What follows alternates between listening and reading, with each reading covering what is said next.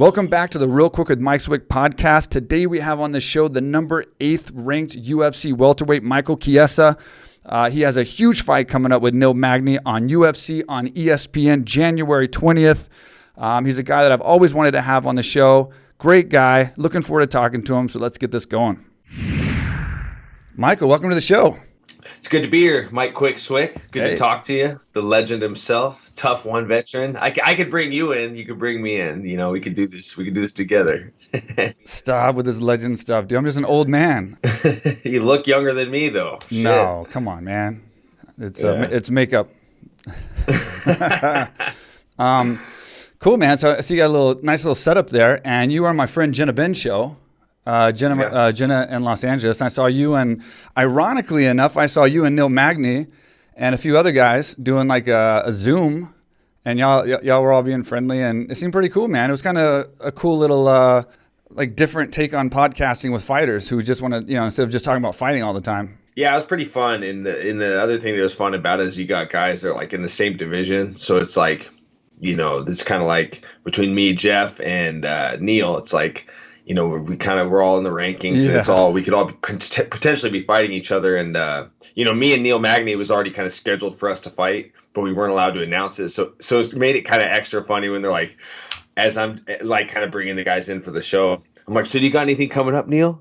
Like, get all close to the camera and make it all weird. I was going to ask you at that time when y'all did that show, did y'all have the fight booked or scheduled or talked about? And so now I know. So you guys were like covering it up the whole time? Yeah, we were covering it up the whole time. I knew going into them booking the fight that Neil could potentially be a backup for the Khamzat Chimaev Leon Edwards fight. So I think that's why they were kind of holding off on announcing it. I think that's just kind of been the theme through 2020, and you know, now that we're into 2021. But it's just like they're not really announcing unless it's a big fight. They're kind of announcing these fights like really last minute. 3 weeks. Yeah, you know, but I think a lot of guys know what's going on. I think they're just kind of waiting because things can get shuffled around so much, you know, especially for us ranked guys. It's like, it's kind of the year of the opportunity. You know what I mean? Like, you know, we're going to call you, you know, this is the date, this is who you're fighting, but we're not going to announce it because it could change. So it's like, you know, it's a good and a bad thing. But, you know, we're 13 days away. I got my fight. I got a main event. So I'm pretty excited about that. I'm glad that Neil didn't have to move on to be the backup for that Leon Edwards fight. I'm glad that him and I can finally settle this thing and get out there and scrap. For us ranked fighters. See, I used to could say that at one point. I can't say that now. now I watch UFC and I'm like, I used to do that. That's like the biggest thing that I can say. So with Neil, so I thought you were in the, like, your name was kind of brought up for that Leon Edwards fight or something, and the UFC turned it down or something. What happened there? Yeah, so I had heard that Leon had offered to fight me or Neil, and to my understanding from my manager, I heard that he preferred me, given that I had the higher ranking. Right. And I think that the UFC is just very set on that Khamzat Chimaev fight. I think they really want to see that happen, and I think there's just so much steam behind it. I think that's why they want to keep the matchup together. You know, the fans are really talking about it. There's a lot of buzz around it. But, you know, I really feel for Leon Edwards. The guy hasn't fought since July 2019. You know, COVID impacted him very hard. I mean, this is a guy, he was getting ready for a main event against Tyron Woodley. He was training with us here in Thailand for that fight. And we were all, I had my plane ticket still booked because I couldn't get my money back to go to London from here to watch that fight. And then it got all canceled and everything. I was like, shit. Oh, shit. Yeah. But yeah, so that, you know, that fell through for him, and you know, they locked the country down, and it kind of stuck him in a really bad position. And you know, I feel for the guy. Yeah. It's unfortunate to see a guy that talented be shelved for so long. You know, but his misfortune is become my reward. Right. I get to slide into that main event spot against Neil Magny, and I'm going to make the most of it. You know what I mean? I feel for the guy as a fan, but as a fighter, you know, I don't have a ton of sympathy because, you know, I'm in the position I'm in now because his fight got moved. Right. It's a blessing for me. I'm excited to compete. It's my second go around with the main event. You know, my first main event was Kevin Lee, and that was a very controversial fight. You know, I'd rather lose fair and square. I'd rather have a guy beat me, you know, submit me, knock me out, beat me by decision, than have a terrible intervention with the referee. Yeah. So I get a second shot at a main event, and hopefully, like, win, lose, or draw, There won't be any bad officiating. I can dictate how this fight goes and have it be in my hands instead of the referees. So I'm really excited about it. Well, you almost had 2 fights with him. I remember the little scrimmage you did at the press release or press conference, whatever. And that, man, you were getting amped fast about that, dude. You were serious. Like, you literally went after him. Like, you were like not even joking. It wasn't like for the cameras or anything. You were gonna try and kill that guy. Yeah, I'm very defensive about my mom. My dad, when he was around, I can remember as a kid, like, we'd be at the grocery store. I'll never forget this. We were at the grocery store, and it's like 10 at night. There's nobody there. It's empty. We're standing in line, and there's one person behind us. I'm not really paying attention, and all of a sudden I just hear my dad. My dad's 6'4", 100% Italian, got an Italian temper, and all of a sudden he's just like, "You like what you're looking at, pal?" Like, some dude was apparently checking out my mom, and my dad starts screaming at him in this like quiet grocery store. So like, I'm like, whoa. So I've always kind of been under this impression as a kid, like, defend your mother at all costs under any circumstance, So, and I was a little bit sensitive back then. That was a weird time for me. I was not myself back then, if that makes any sense. I was kind of like insecure about myself. I don't think that would happen now. I think I could have went about that in a different way. Yeah. But I was just kind of a hothead back then, and nonetheless, it makes for good TV. Yeah, it did.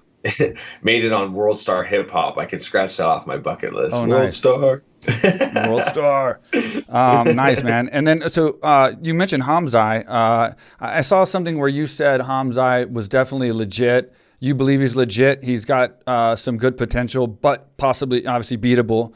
What is your take on him? Like, just overall, just a quick summary of what your thoughts are in general, considering, he has won all of his fights, but he hasn't fought someone like Leon Edwards.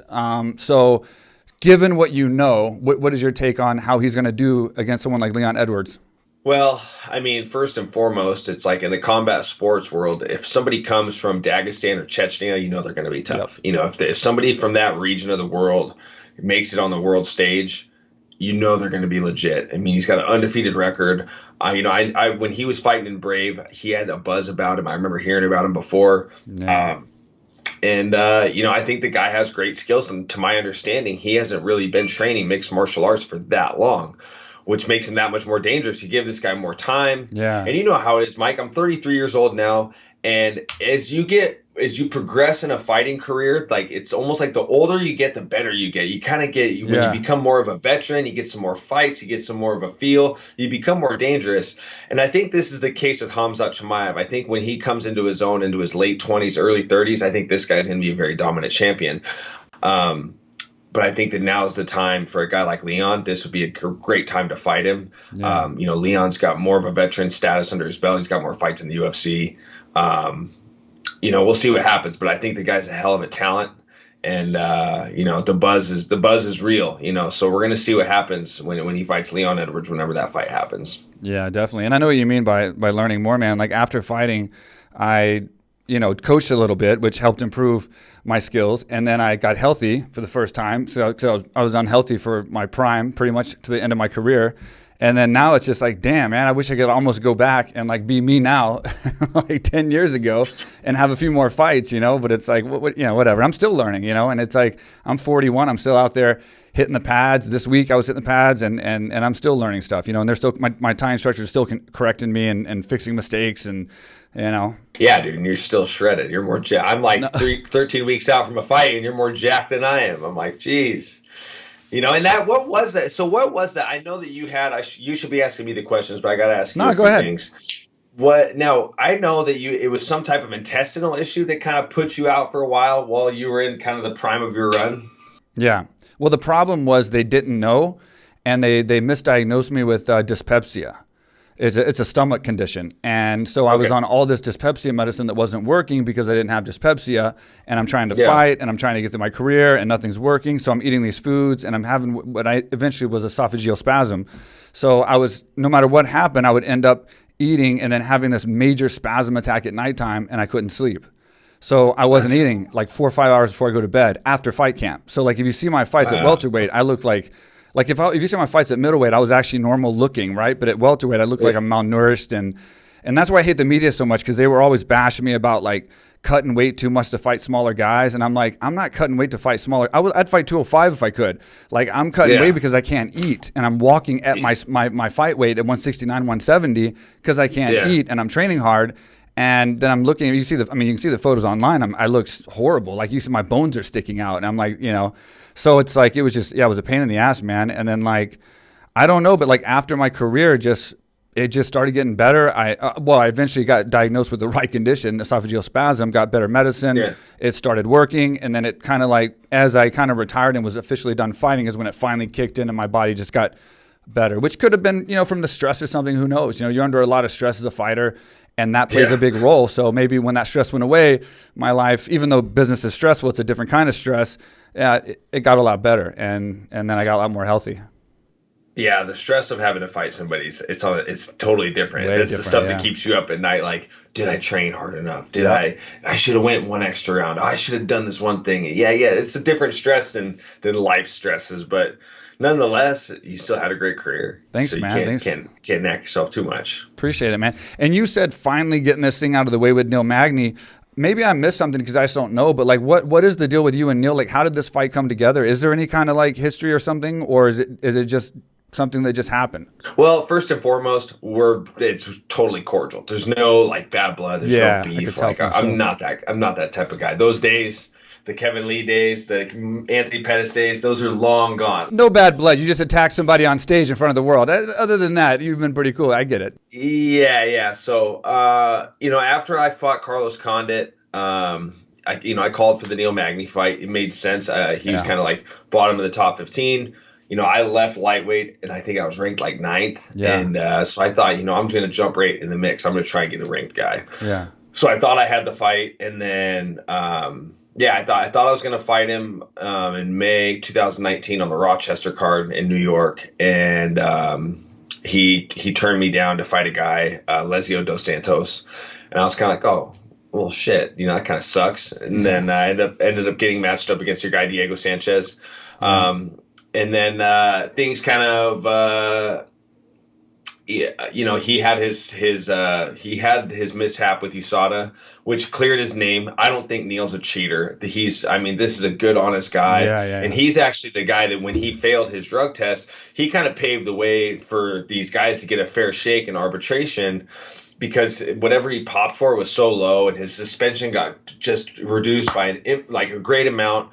He's kind of like a front runner that kind of helped, to kind of pave the way for guys that are getting a bad shake from USADA now. So kudos to him. So kind of, there was never any bad blood. There's not like a big storyline, but it's kind of like, I called for the fight to fight him. Things panned out. He took a different fight. He had his whole situation with USADA go down. He cleared his name. And then he wins against his first comeback fight. He fights Leech Jingling from China, and I'm drunk in Canada at a seminar, and I taught the seminar, went out, and I was actually with Carlos Condit. We went out, did the seminar, had some beers, and then he gets on the mic as I'm watching UFC with like all these guys that we did the seminar with, and he calls me out. So I'm like, nice. All right, we gotta fight. So I really was pushing after the RDA fight last year. I was really pushing to fight a guy ranked ahead of me. I went from being unranked to beating the number 5 guy. I was like, dude, I should be top 5. I should be fighting these top 5 guys. COVID happens. I had knee surgery that puts me on the shelf, and then the way the landscape of the division was when this fight got scheduled was, this is just like the next best guy. He's ranked 1 spot below me. I'm not getting the guy ranked ahead of me, but he's 1 spot below me. I think it'll still do great things for my number, the number next to my name, which, sometimes I think I make that out to be more than what it is. Sometimes I need to remember rankings. They're not everything, but it's the next best thing. And it's a fight that I feel like it's been meant to happen for a long time. And I'm really excited for it.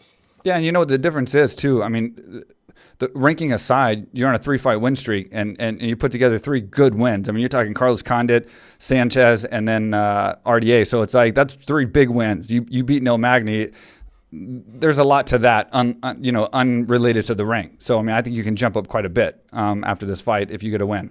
Yeah, and I kind of already have my eyes set on on who I'm going to ask for next. I'm a guy that I'm a man with a plan. I get done with the fight, I'm always ready, to call the next guy out that I'm always like, I never look past my opponent, but you know how it is, man. The most crucial time after a win to ask for a fight is when you get your 30 seconds of fame on the microphone. And so you got to have a name in the back of your mind so you can capitalize on that. That's what gains the most steam.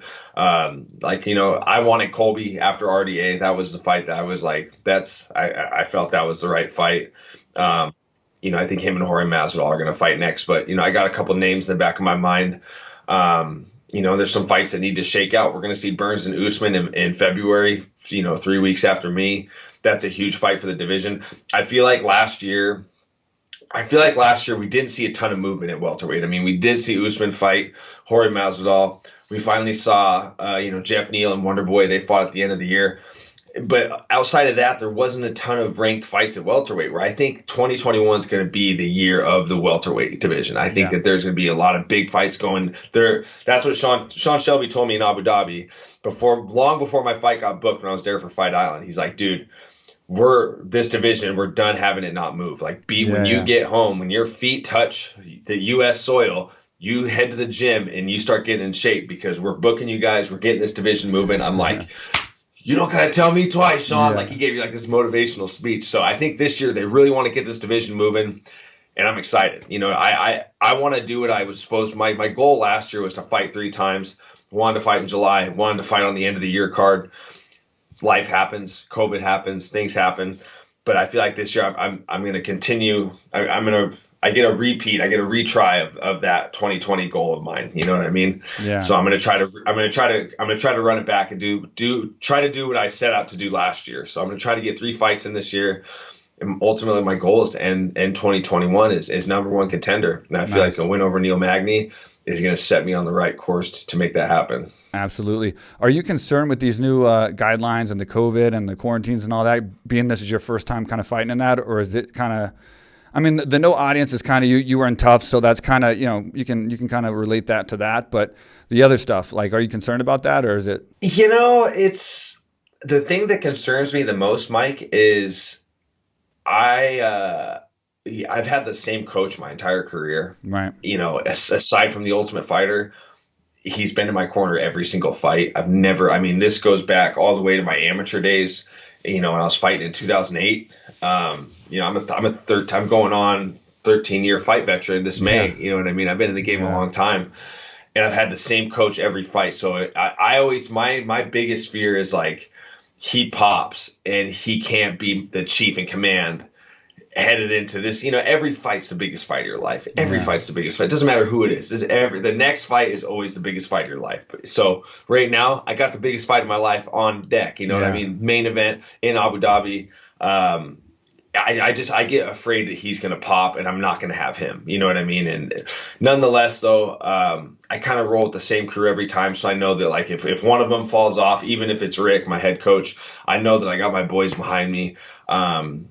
And everything will be fine. So, and to have your camp kind of cut short because of quarantine stuff, you can't really look too much into it because your opponent's got to do the same thing. Right. So it's it's kind of a fair game. So my only fear with the quarantine is I would just hate it if my corners popped, and I know that if worst case scenario, if all 3 of my cornermen failed, I got enough connections in the industry that it's I would just call Paul Felder. I'm like, hey, Felder, I think you need to come off the desk. I need you to corner me. John Wood will be out there. I'd be able to make it work, but that type of stress I wouldn't want to deal with going into a fight. Yeah, no, I totally understand. That's crazy, man. And those things can happen so fast. Did they name anyone that could be a jump in for that, or no? You would think they would name someone as soon as possible, just in case, so you can kind of have them at least in the back, the back of your head when you're training.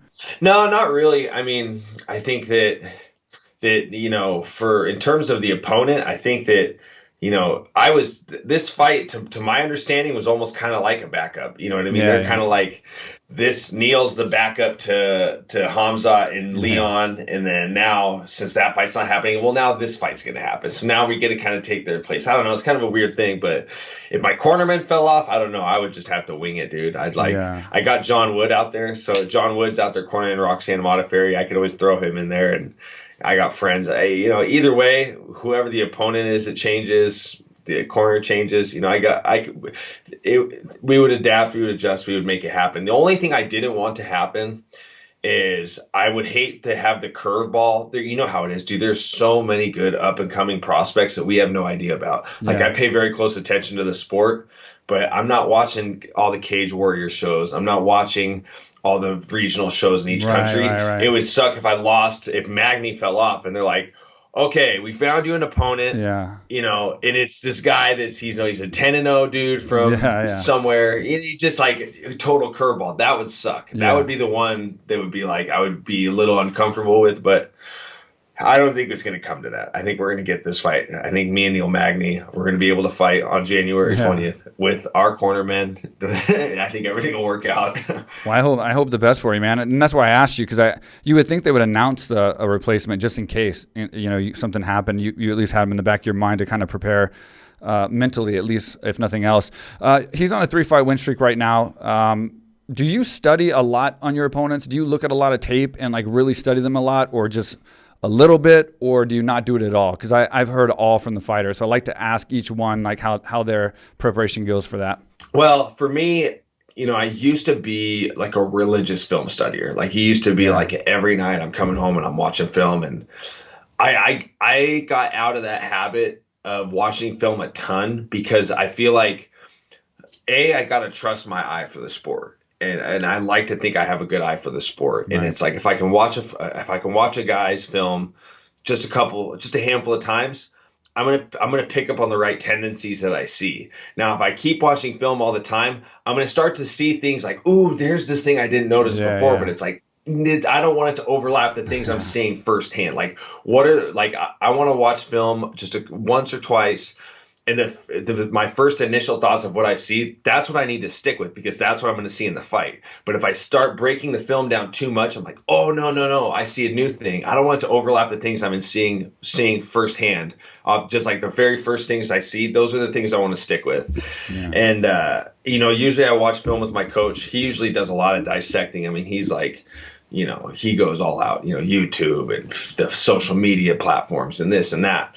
And, and for me now, I've gotten to this point being an analyst that I watch fights in a different manner now. I used to, I've had to watch Neil Magny's fights from an analyst standpoint. When he fought Robbie Lawler, I worked the desk that card. So I'm like, this is the first time I'm like watching his film and I'm not even thinking about myself. I'm just thinking about like, what is he good at? I'm not thinking like, usually I watch a guy like one of my opponents or somebody I could potentially fight. I watch the film and think how do I match up against him? I'm always thinking about how I match up with these guys. It's like now I'm watching film like I'm not even in the equation. I'm just going to watch him as a fighter and see what he's good at and not even think about matchups. So I feel like my mind is getting a lot sharper for the sport, and that's very dangerous. I mean, this sport is 99% mental. That statement holds true all the time. And so I'm able to watch fights in a different perspective. And I think that's going to benefit me a lot. I got a lot of mental notes on Neil with me in the equation and out of the equation. And I think it makes me a very dangerous person when that octagon door closes. So, there has been a certain amount of film study, but I'm not watching that stuff on repeat. You know what I mean? I'd rather go back and watch my sparring videos, and I was going to ask you that. That's what I would rather do. So we film my sparring. I'd rather watch my sparring and focus on my skills than just sit and watch his and try to I don't want to. I want to go off my first thoughts on my matchup. I want to watch film the first time, see what I see, go with that, and then just really watch myself. I don't want to have to go back and watch him and just start clouding my mind with too much stuff. Like I know what things I need to watch out for. I know what he's dangerous. I know what he's good at, and I know what deficits he has. Right. So now I just gotta, I gotta just do plug and play, just fill those voids, do what I got to do to get the win. And it's been interesting going into going into a fight now as an analyst and a fighter. I'm able to kind of. I think it makes me more dangerous. For sure. Absolutely, because you're breaking stuff down. I'm crazy OCD, so like I used to actually watch my own fights. Like I would study kind of my own past couple fights or previous couple fights and kind of look at my weaknesses and how I would beat myself to try to change those things, as if my opponent's doing the same thing. He's watching those weaknesses as well. Do you do that? Have you ever watched your own fights kind of and then just saw your weaknesses or saw things that maybe you did that you could change or improve on and try to do that so that he wouldn't expect it? 100%. That's the one thing I pride myself on a lot is when I go back and watch my own fights, I'm like, I see what I did wrong. I see what things I could have done better. Yeah. And I'm like, oh, dude, I'm going to do something that he's not going to expect. If I want to make it to where it would almost be a mistake if my opponent was to watch a lot of film on me. I want to make it to where it would almost be a mistake to where when a guy watches too much film, you start to expect things. You know what I mean? What happens if your opponent's not doing what you're expecting him to do? It's going to totally throw you off. You know what I mean? You can't. So that's what I like to do is make sure I'm a different and better version of myself every time I compete. And I think that'd be a big mistake, especially if you're going off my last fight. Dude, I had the worst camp of my entire career ever, bar none, hands down. And that's not win or lose. That is a valid reason. I broke my nose 2 weeks into the camp, could not spar. And you know how it is, dude. As I'm getting older, sparring is not everything, but that's where you get your confidence. Timing. That's where you get your best conditioning. That's where you get your timing. Yeah. Everything comes from that. So going through a camp for the toughest fight of my life, not being able to spar, not being able to grapple from the feet, not being able to roll, not being able to do anything live. It's like I feel like I have that ace in the hole where it's like, you didn't even see the best version of myself my last fight. Yeah. And I can honestly say, talking to you now, given I get through today, knock on wood, today's the last hard day. It's like I get through today, I'm injury free, I'm healthy. It's going to be such a breath of fresh air to go into a fight and be 100%. Nice. I feel like I'm going to be the best version of myself here in a couple weeks. Well, thanks for taking time out for on your hardest day, man. So hopefully this will just get your mind off of things for a while and help your day. Without giving anything away strategically, okay, on the Gin and Ben show, Neil Magny agreed that a good ground game is more important than a good stand-up game. Neil Magny's lost, I think, 4 of his 7 fights by submission. I think you've won 11 of your 17 fights by submission. Are we going to see anything different, and are you going to try anything different, or is it going to be what exactly everyone's expecting? I mean, is it going to be a ground game, and you're just going to go straight for the ground and submit them? I mean, like I said, don't give anything away strategically, but are you trying to test new things or looking to test new things that you can admit to right now, or is it secret, or is it just kind of like you can explain what you're going to do and you're just going to be like the Khabib system where you're just like, you know what I'm going to do? I'm going to go out there and do my thing. I could, that's always going to be plan A for me. I'm a ground You always fighter. have that. I don't care. I've always been a ground fighter. That's always been my wheelhouse, but I'm still evolving as a fighter. Yeah. My stand-up game's always been there. I just haven't quite showcased it. I don't really have a ton of expectations in terms of what I'm going to do. My big emphasis is this is 5 rounds, and this guy is dangerous the longer you keep him in the fight. So that doesn't mean I'm going to try to sprint to the finish line and try and get him out there as fast as I can. My emphasis is just making sure in a 3-round fight, I feel like it's very important to you kind of got to be very dominant from bell to bell, where it's like this fight, there might be a little more of a feeling out process. I really don't know. I don't know what to expect. So I always tell myself I'm going to do one thing, and the next thing I know, I'm out there doing something else. So I know the biggest thing is I know what he's good at. I know what he's not good at. And I feel like I'm sure he feels the same.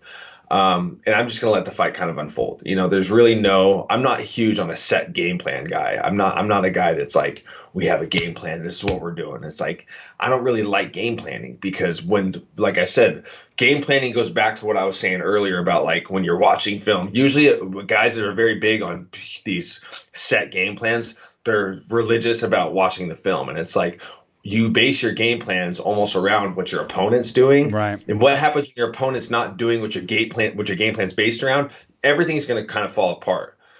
So I'm just not a big game plan guy. I know we train for anywhere this fight goes. This fight could be 25 minutes on the feet, and I'd be fine. You know what I mean? If this fight hits the floor and gets into my wheelhouse, well, I'll be more than fine. So anywhere the fight goes, I'm going to be confident. I know that's kind of a cookie cutter answer, but it really is the truth. Like all the I's have been dotted, all the T's have been crossed. I've got to spar, I've got to wrestle, I've got to grapple, I got to do everything I need to do in a camp to fight this fight wherever it needs to take place. So I'm just confident wherever the fight goes at this point. And be it and or finish or time frame, ideally, what are you looking to do here as far as a prediction? I want the finish. I always want the finish, especially when you get a main fast as you can, probably, right? Just whenever the opportunity presents itself, and that could be early, that could be late. It's hard to say when you're going against a guy like Neil. Like it could be a late finish, it could be an early finish. You really don't know what to expect, and that could go both ways. He's a dangerous guy as well, and I think a guy like Neil, who I definitely have a lot more finishes than he does, but I think that he's more prone to get a finish with his activity, his comfortability. This will be his fourth fight. Almost within a year, I think within a year span, not a calendar year, but a year span.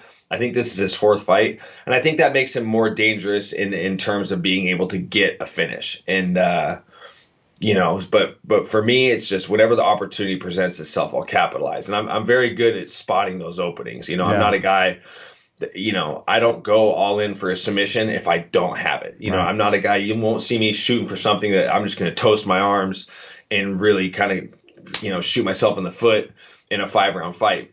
But best believe if the opportunity presents itself, I will capitalize. And that's what makes me dangerous in this fight is you can't make a mistake. Like if this fight hits the ground and you make one small error, it's going to cost you the fight. You could be beating me for 24 to 25 minutes, but in that 25th minute, if you make the smallest mistake, you leave your neck hanging out. I'm going to grab it. So, that's what makes this fight so interesting. So it should be a lot of fun, man. I'm really looking forward to it.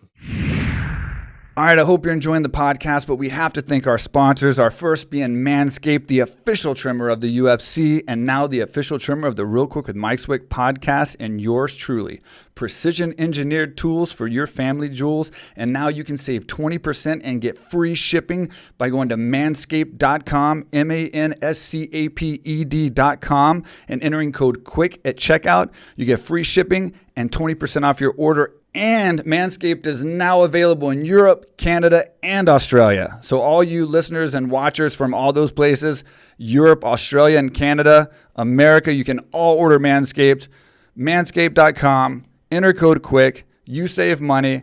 They know that we sent you. It's a win-win for everyone. And as always, this podcast is brought to you by AK Thailand, the world's premier luxury training resort in Phuket, Thailand. You can go to akthailand.com right now and save 30% off all group training. 3 weeks, 3 months, 6 months, a year, all group training, 30% off, no expiration date. You can use it anytime in the future. If you have any questions, email us at info@akthailand.com and we can get you here right now. They are doing special 3-month visas. We can get you here, we get your visa and save 30%. So you can actually come start processing right now. info@akthailand.com or akthailand.com. If you're not familiar with the gym, here's our commercial. What's up, everybody? I am here in Thailand. This is the first time I've ever been here. Been dying to come here for years. Mike Swick, he's one of the big reasons he's been trying to pull me down here. What he built down here, AKA Thailand, is incredible. There's people here from all over the world.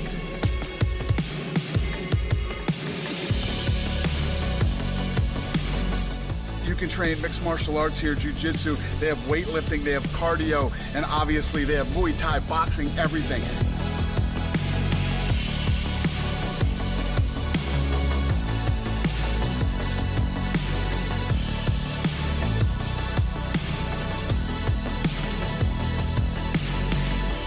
I'm telling you guys, I know everybody wants to go to Thailand because Thailand's so cool, but you can't come to Thailand without coming to AKA Thailand.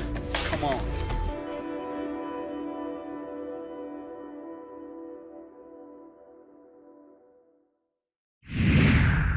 In your fight camp for this fight, what was your typical curriculum for your week? Well, now that we're tapering off, there's no more 3 or 4. Like some days I turn into a psycho and it's like, I want to do 3 workouts. I want to do 4 workouts. And, I like especially going against a guy like Neil, who's like, this guy's a cardio machine. And you almost like the you know how it is as a fighter. Sometimes you want to beat your opponent at what they're good at. Like, you're a good striker. Like, and that could cost you sometimes. Like when I fought Jorge Masvidal, I was like, I'm gonna knock Jorge Masvidal out. And you know what? I did drop him, but I ended up losing. So that's not always the best thing. But the beginning of camp is like heavy workload. Like train as many times a day as you can, as many times as your body can handle.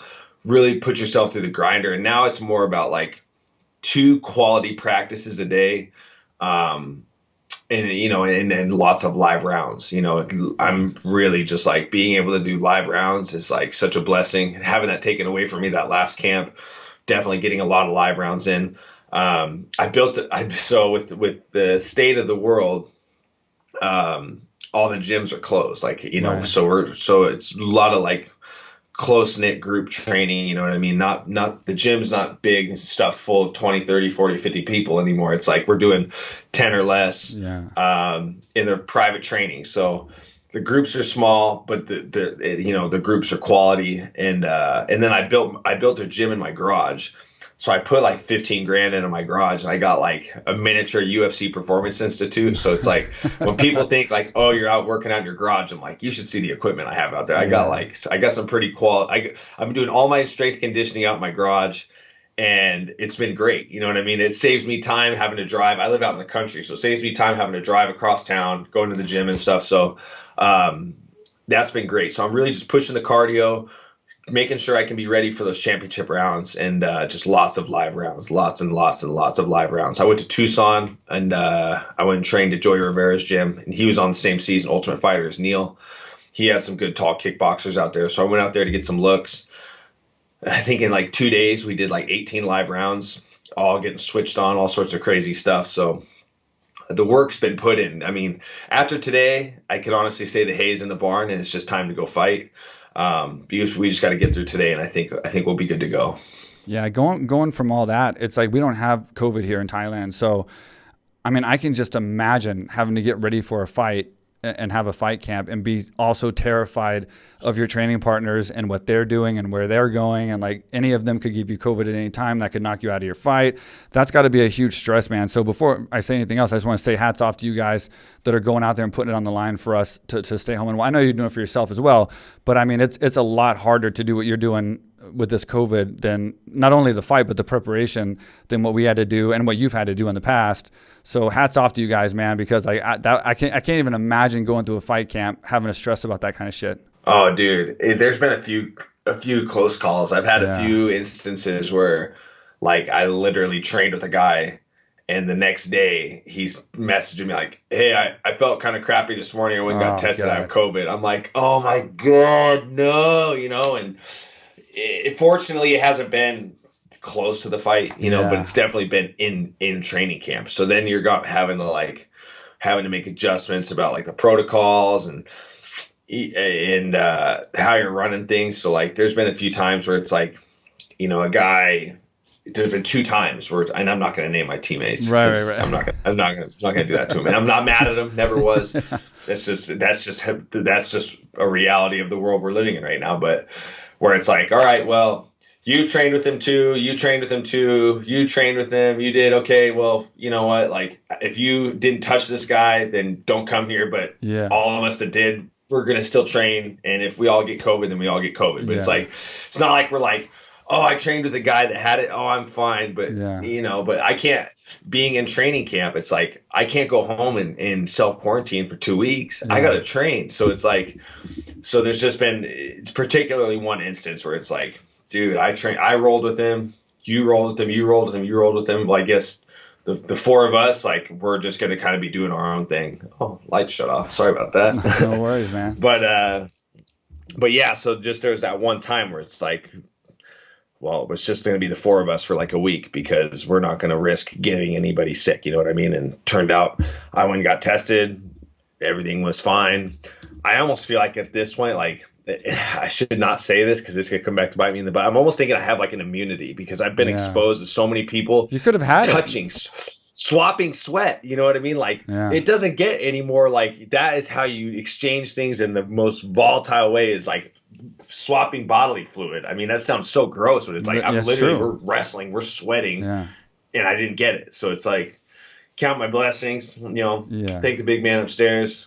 Glad I didn't get it. Yeah, I know. It's crazy, man, because, I mean, yeah, you could. And you might have already had it. I know a few fighters that got it during their fight camp and had to go through it. And then they still were able to fight because they didn't have it by the time the fight happened. I won't say names or whatever, but you know, that's another issue. And it's crazy because like when I was coming up, I used to be so frustrated because it seems like people, like I know it's different now with Corona maybe, I don't know, but it seems like nobody will tell you when they're sick. So like we have guys at the gym that train with us that aren't UFC level or whatever, but they would grapple with us and train with us. And they would never tell us that they're sick. So they'd be sniffling and coughing, and then they want to roll with you. And you're like, dude, man, I got a fight coming up in 2 weeks. Like, I'm not going to roll with you if you're sick. No, bro. Yeah. No, man, I'm fine. I just got a sinus infection. Dude, it's been like this my whole life, you know? And then you roll with them, and the next day they're like gone, and they're like sick. And you're just like, dude, like it has happened my whole career. Like, it seems like nobody ever wants to just sit out around or sit out a day and say they're sick. It's like almost like, bro, like we got fights coming up and you guys are just lying to train with us. It's like the chick that's got the clap that doesn't want to tell you she's got it, she wants to throw down. Yeah, man. I can relate though. The good thing about our team is we're a small, like, you know, my core MMA team, it's you know, Jiu-Jitsu MMA, it's a small team. And we really don't operate on that wavelength. I mean, we're all just like kind of looking out for each other. We can't afford to have, we know as a team, and that's even before COVID, like AKA, I mean, you guys have a stable. Well, we got so many guys, on so many different levels. So we got a lot of these other guys that aren't up yet in the room at a time. Yeah. Where it's like for us, it's like 10 high level pros at a time. And it's 10 high level pros where we're all very much involved in each other's lives. Right. You know what I mean? So it's like if someone's sick, it's like, hey, I'm not feeling good. I'm not even going to come to the gym today. Where it's like, it's a little bit different in that environment that you're in when it's like, it's a huge stable of guys. Not everybody's as tight as like you and Cost and Fitch. Right. Where, There's a lot of new guys. It's usually the guys that are outside of your core group are the ones that are doing that. So we don't really have that problem where I train, and I'm fortunate. I'm blessed for that. You know what I mean? I take a lot of pride being from a small team for how much we take care of each other and look out for each other, and in that type of regard. So, but it was just weird that one time. It's like, well, you rolled with them. You did. Well, it's just us, you know what I mean? And of course, like we went through all the protocols. Like before we trained, we'd spray the gym down, sanitize the gym. Afterwards, we'd spray and sanitize everything. And none of us, aside from the one guy that had it, none of us ended up getting it. So worked out for the best. Thank God. Yeah, that's awesome. And let me go back really fast, just before we quit talking about your camp. On fight week, do you typically train hard during fight week, or do you kind of taper off and rest your body and just know you're not going to get out of shape in 1 week? I've seen guys like kill it during fight week, and then I've seen guys that understand they got to recover the body, and they just go a couple hard workouts Monday and Tuesday, and then they just chill the rest of the time. No, I like to keep the body moving. There's like a definite happy medium. You know, I'm not going to do any crazy like running workouts. Like if I'm going to do any type of running, it's really going to be, you know, just kind of like calorie burning, just kind of, you know, more for the weight cut. Outside of that, it's just like some mitts, some rolling, drill some takedowns. I'll do some rounds, but like it'll be like touch rounds, like not hardly touching, more like just to keep the body moving, keep the body loose. I don't want to be doing my shakeout on fight day, like and having that be the first time I'm like throwing punches, doing some footwork, doing things like that. So I like to keep it moving through the fight week, and you know, and this will be nice because I've always kind of had this problem with overtraining, you know what I mean? Like my coaches are always trying to tell me to reel it back, and I'll sneak off and go do a workout behind their back, and then I'll show up the next day, be like, oh my God, I'm so beat up, and they're like, well, why? I told you to take the day off, and you're like, I did go do this one thing, and they're like, well, God damn it, you know. So it'll be nice, like having this like longer fight week where it's gonna kind of force me, like I'm going to go into quarantine. It's Thursday here, Thursday morning here. I fly out Saturday afternoon. So it's like I'm going to work out in the garage, do my last strength workout on Saturday in the garage, and then head out. And I'm going to, you know what? I'm going to take the weekend off. I'm going to take 2 days off. I'm going to take Saturday and Sunday off. I'm going to relax. I'm going to be stuck in my hotel room in Las Vegas. I'm going to chill. You know what I mean? And, you know, so I'll work out Saturday, but I'll take Sunday off. And then Monday we fly out. So I'll have the flight to relax. And then I'll get back to getting to work. And I think I have a couple hard running workouts I'm going to do, just because I usually do my strength conditioning up until the week before the fight. So I got a few things we're going to do some makeshift type of workouts. But once the actual fight week hits, once we're a week before the fight, low impact, but just to keep a sweat, just to keep your confidence up, keep the weight down, keep the confidence high. And that, you know, that's the goal. And then backstage, right before you go out and you're warming up, you know, that couple fights before you go out, are you blowing your lungs out, like getting that first blowout done, or are you just getting a good sweat going? I like to do a shakeout before the fight. I get a nice little shakeout in, and then backstage when I warm up, I like to get a nice little lung stretch. You know what I mean? I'm the guy. My head coach Rick will have to go find a hallway, you know, clear everybody out. He'll be like, hey, can you guys just step, like anybody walking around, he'll be like, can you guys move aside for like a minute? I got to get my long sprints in. Usually I get like at least 5 long, probably like 20-yard good sprints. Like I just like to we try to simulate like yesterday was my last hard sparring day. So we kind of like went through the motions of what we're going to do on fight day. Hey, move around with your partner. Hey, get a couple rolls in, drill a couple takedowns, get a couple squeezes. But I like those last couple sprints, like clear up, get out in the hallway, blow the lungs out. Once I get done with those sprints, put my sweats on, DC style, tuck them in, bring those pants up above my belly button, tuck my socks in, get everything tucked in. Just try to keep myself warm and just chilling, and then get out there and compete. Nice, man. And I got to ask you, just because I don't know about you specifically, and I'm sure a lot of your followers might not know either, and it's interesting. You started fight, it looks like, when you were 21, when you turned pro, 20. or started amateur. 20. Okay. So from I guess whenever till 21, when did you get into martial arts? What martial art was it? And then how did you decide to become pro to start this whole career? I wrestled growing up, and I really fell short of my goals in wrestling. Okay. And a lot of that was attributed to injury. I broke my femur when I was 15, set me back. Well, I broke my hand my freshman season, and then that put me out. That summer, broke my femur. That put me out of my sophomore season. But I had the passion. I went to the camps. I followed everybody. You know, like that's how, you know, when I was in high school, that's when I became a fan of Daniel Cormier. It's like I watched real pro wrestling, and you know, I paid attention to the NCAAs, and you know, so I was a big fan of wrestling. And you know, as time went on and I was in high school, Ultimate Fighter came about. Watched your season, and started to see wrestlers making the transition to MMA. And as a kid, you know, I would watch the Rocky films, you know, and then just like I feel like just like my age group, we were all big into the Rocky movies. So, and then all of a sudden I'm wrestling, and then all of a sudden I fall short of my goals, and then I'm watching the Ultimate Fighter, and I'm seeing there's these wrestlers that are transitioning to MMA, but they're high level wrestlers. But nonetheless, for some reason, something about that, I felt just kind of like something about watching MMA was like gravity. I was like, something is pulling me towards this sport. I wasn't a tough guy. I wasn't that good at wrestling. I wasn't a stellar athlete. I was just a passionate kid. Hard work, man. Yeah. So I just once I kind of was able to take life in my own hands, and I graduated high school. I was like, I want to try this fighting thing. Something about it's just pulling me towards it. And it was one of the best decisions I ever made. This beats going to college. I went to orientation to go to college and was like, what am I doing here? Like, I fucking don't know what I want to do in life. And I don't know what I want to study in college. I'm about to sign up for student loans. I don't know what the fuck I'm doing. I'm like, I just bailed on it. I was like, I need to do this instead. So the best decision I ever made. And I made the decision to go pro just because I was kind of, once I showed up to the MMA gym I was at, I was like one of the only guys that I could wrestle decent. You know what I mean? Especially as I matured, even after high school, I still went in the room and helped coach, and I would go to open tournaments and I would still wrestle. So I still improved as a wrestler.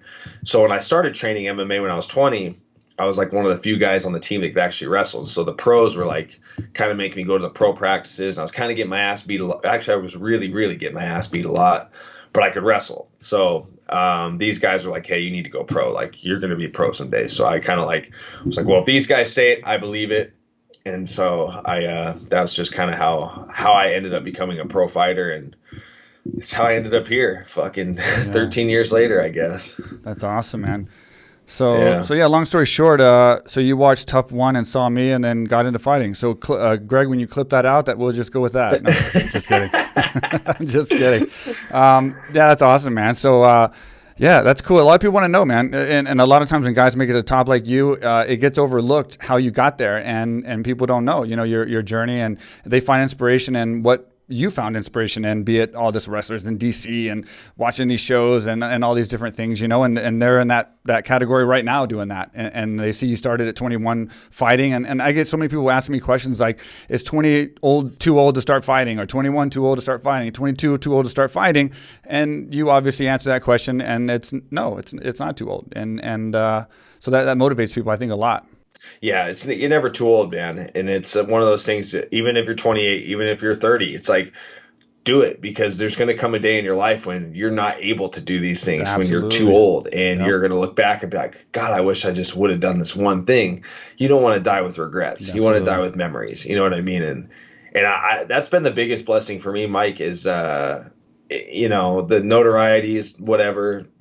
This fighting career has been great, but I think the best thing that I've gotten from this whole journey is the opportunity to meet my heroes. Like, I've really, I feel like whatever you do in life, I feel like if you really put everything into it, you're going to meet your heroes sooner or later. Like, right. I'm literally, if I look on my wall, I have Chuck Liddell signed shorts. Yeah. I have a Danny Way signed skateboard. I have signed wrestling shoes from Daniel Cormier. That's awesome. And those are all things like, I really believe that's when you put everything you have into something, the things you're passionate about, you're gonna meet the people. Whether you get to that goal that you're striving for or not, you're still gonna meet your heroes along the way. Yeah. And so, that's been the biggest reward for me through this whole martial arts journey, is like I've got the chance to meet and thank these people that have given me inspiration to pursue this martial arts journey. So it's been great. I'm talking to you, talking to Mike Swick. I watched you in my dad's basement. I watched your season of Tough on my dad's basement with my girlfriend. I was like, someday I'm going to go on this show. I'm telling you, watch. I'm going to go on The Ultimate Fighter someday. And she's like, yeah, you're so fucking sick, nuts.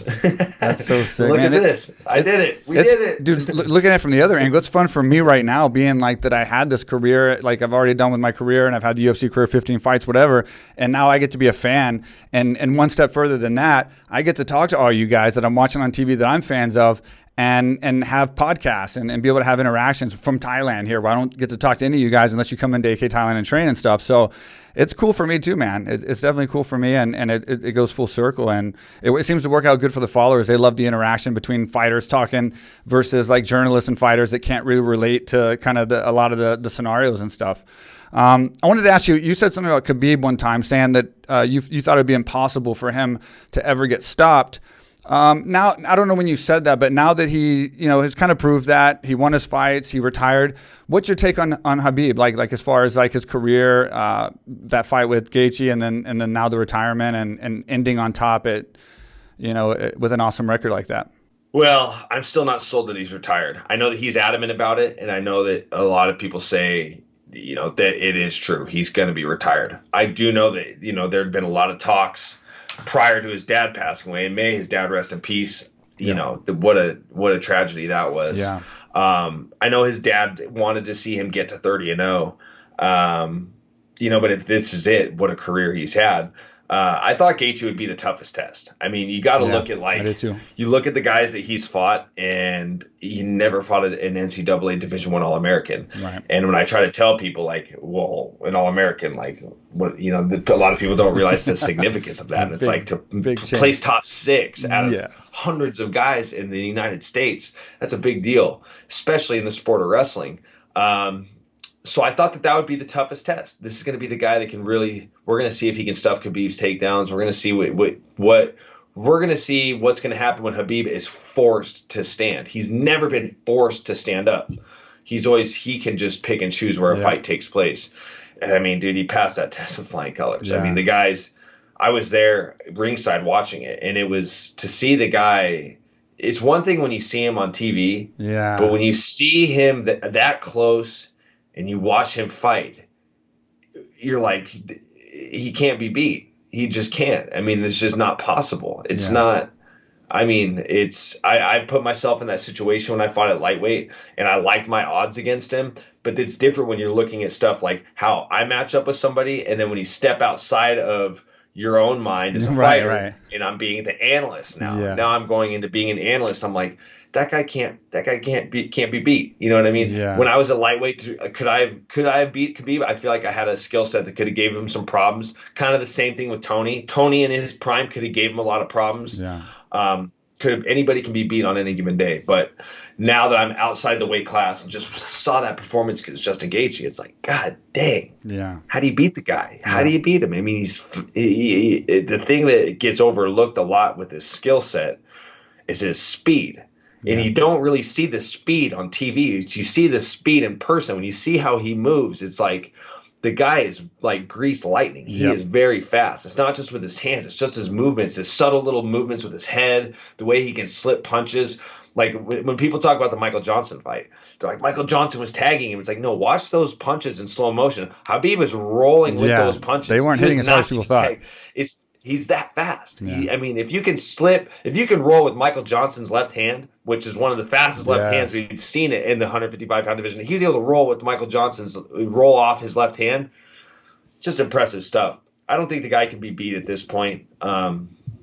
We'll see. I think that if they were to make another fight for him, I think it'd have to be like at 170. I think that he would have to fight the champ. I think that would be. I don't see George St. Pierre coming back to fight Khabib. I just don't think time is George's enemy at this point. Right. The longer they wait, the closer to 40 he's going to be. By the time the fight gets booked, George will probably be 40, and it's like, what does George St. Pierre have to prove? You know what I mean? He beat a prime Johnny Hendricks as his last fight at 170. Came back and beat Bisping. There's no need for him to fight Khabib Nurmagomedov. There's no need for Khabib to come back unless he wants to get that 30-0. But I'm confident that if he does come back, he will get that. He will get that last win. Yeah. And George St. Pierre, speaking to him, that was my guy. That was a guy in my division who no one could beat, and we knew it. Like as far as like technically. So like I felt like I had my out, which would be a knockout. Just a punches and bunches. Matt Serra style kind of knockout chance. But I knew damn well, like everyone else pretty much knew, if they were smart, you're not going to out technique that guy. You're just not going to do it. He plays the game better than anybody, and if you can't catch him and just get him with a shot, he's going to win. And he proved that and had a great career. And obviously still not as good technically, statistically as Khabib. And then changing direction just a little bit. Got to ask you about the Conor McGregor Dustin Poirier fight. Can you break that fight down for me right now? Like where you see that fight being now that Dustin's had that fight with him, and then he stayed active, and Conor's obviously got a lot of other things going on. In your professional opinion, obviously you're an expert in the field. You're a top-ranked fighter. How do you see this fight going now? Well, the one thing I can say about both guys have grown tremendously. There's been a ton of growth on Conor McGregor's side, and there's been a ton of growth on Dustin Poirier's side. But I feel like the person that's grown the most as a fighter has been Dustin Poirier. He's been the more active fighter since they've competed. He's had more fights as of recent and even in the past. Dustin's a very active fighter.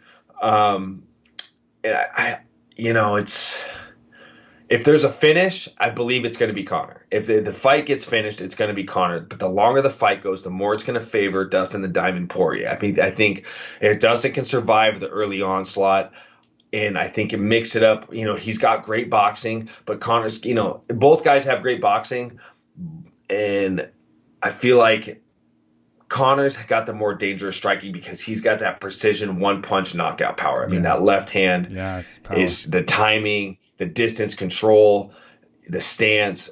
Conor does a lot of things very well. Those are the things that Dustin's going to have to watch out for. He's going to have to find a way to disrupt Conor's range management and how he likes to control the space. He can disrupt that. He can land some punches. I think some off timing. Conor has awkward timing, but I think if you could disrupt Conor's timing with off timing of your own, maybe disrupting your rhythm a little bit to throw off his timing, I think that could benefit Dustin a lot. And this might be a biased thing for me to say, but I always say, like, what's a good way to disrupt a striker? You make him grapple. And Dustin's got a great black belt. I think he's black belt. He's a black belt under Tim Crater. He loves to jump guillotine. Yeah. try and snatch his neck. If you can get Conor, if you can maybe get to the body in the later rounds, get Conor to keel up a little bit, jump on that neck. Yeah, show us that black belt. Show us what you got on the ground. And even with that being said, Conor's even not a slouch on the ground. He swept Nate Diaz in their first fight. Conor's got a good ground game of his own. I mean, even in his loss to Khabib, he stuffed some takedowns. Yeah. He showed he has ground skills. But I just think the whole theme of this fight for me is the longer the fight goes, the more it's going to favor Dustin. So if Dustin can avoid the power of the left hand in the early rounds, I think he's got a chance to win this fight in the later rounds, win a decision, cement himself as the number one contender, and fight. Whoever wins this fight's fighting for the title this year. So big ramifications this fight. It's a good way to end this third stint on Fight Island is for these guys to fight in the main event. Yeah, absolutely. And, I agree with you 100% on Dustin being, everything you said. I agree 100%. And he's improved. He's doing so well. He's a better fighter. The one thing is I always want to count Conor out because he's made so much money and he's had such a good life. And why would you train so hard? Why would you fight so hard? But he surprises me every time. And like when he came out against Cowboy, not only that aggressiveness and that fortitude and that mentality, but the new moves, the shoulder, all that stuff. Like I was impressed. Like he hasn't lost it as a fighter yet. So I'm very intrigued with this fight because I mean, if he comes out again like he did with Cowboy and takes it to Dustin, I mean, it's going to be a nice fight, man. Yeah, it could be very interesting. I think we'll see how he comes out this fight. But yeah, I mean, he's definitely got the fire still. I mean, if you're sitting on $100 million and you're still, you're building an octagon at your house and you see the guys, he brings in kickboxers from Thailand. He brings in high level black belts. Like he's doing now what he should have done when he fought Khabib. To my understanding, he trained hard for Khabib, but not the way he's training now. And I think that, as a fighter, it's the losses. The losses are where you learn. You win.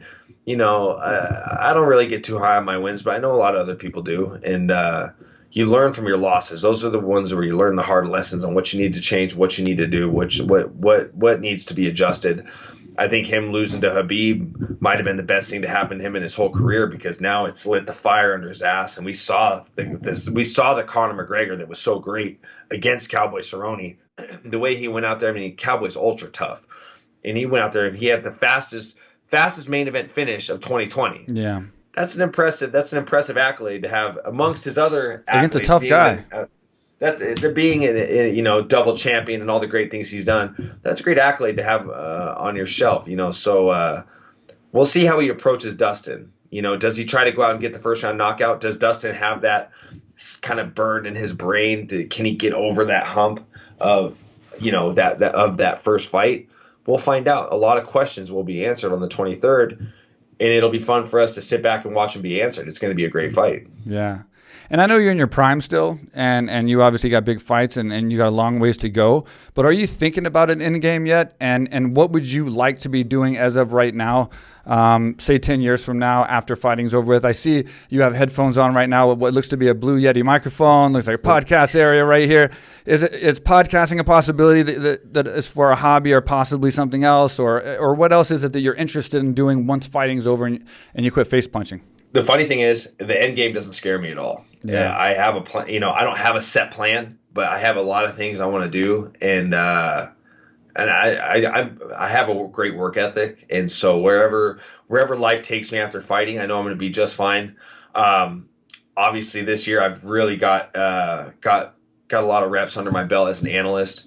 I want to commentate. Nice. I know someday I will be cage side with Daniel Cormier, Paul Felder, John Anik, Joe Rogan. I know I'm going to be a commentator someday. Cool. I'm very confident in that.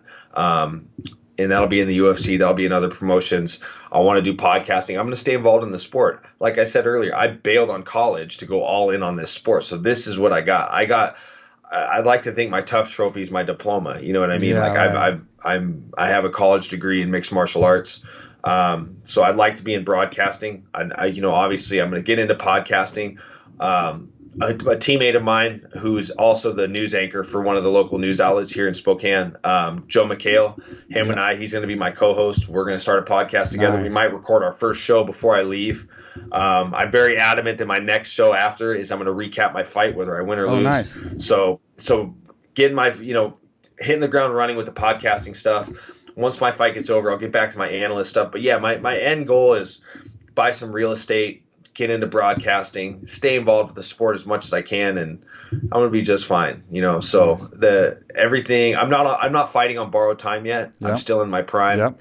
But I'm not going to be one of those guys that I'm not going to stretch this thing out longer. You see some guys that stay in it too long and pay the price of that. I'm not going to be one of those guys. Nice. So good to hear. I'm happy with where I'm at with my life and my career, and I don't have a set plan, but I have goals, and I feel like that can be more important sometimes, is to have goals to strive for than set plans. So I'll be all right. Well, you can go a long way just this year alone, and you're looking to do that. And I'll say that during this podcast, every time we've done a breakdown or anything about fighters or fighting, you've been very analytical. So I have no doubts in my mind that you can do a great job at broadcasting and commentating. I don't know if you've been to Thailand before, but if you ever do come to Thailand, hit me up, let me know. And I got a gym here, and I'd love to have you come out and train with us and see Phuket and everything. So an open invitation to you, sir, to come out and train with us at AK Thailand. And I greatly appreciate you taking the time out, especially this close to your fight, for coming on my show, giving me all this time and doing this, man. I appreciate it, and I'm a big fan of yours. And it was great to talk to you finally and have you on. Awesome. Thanks, Mike. It was a good opportunity, and I'm going to take you up on that. I'm going to take you up on that trip to AKA Thailand, anytime. And we'll be in touch. All right, brother. Thanks a lot, man. Thank you, sir. All right, Michael Chiesa, great guy, great podcast. It was good to finally talk to him and have him on the show. I feel like we got him at a great time. 3-fight win streaks, fighting Neil Magny. It's a big fight, he's fighting a guy that's ranked along the same lines as himself, 8th and 9th, but considering the fact of who these guys have fought, and the streaks that they're on, it's a big jump. It's a big jump up, and this is going to put him at the top if he gets this win. So it was good to talk to him, and I was very fortunate that he gave us so much of his time, so much information. He obviously is going to do a fantastic job being a broadcaster and an analyst. He is definitely really good on the mic. So I hope you guys took a lot from that. I think you probably all did, and you probably enjoyed it, because I did. And so I'm sure you guys did as well. If you're watching on YouTube, please leave a comment. Let us know what you think. We love the comments. All the podcasts go to YouTube first, 9 hours early.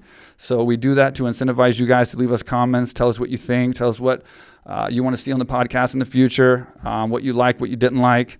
We like to interact with you back and respond to the comments and let you know how we feel as well. So anyway, we appreciate the support, guys, and we'll see you next time.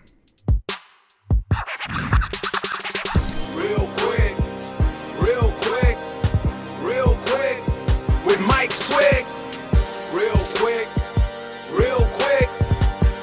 quick with Mike Swick podcast.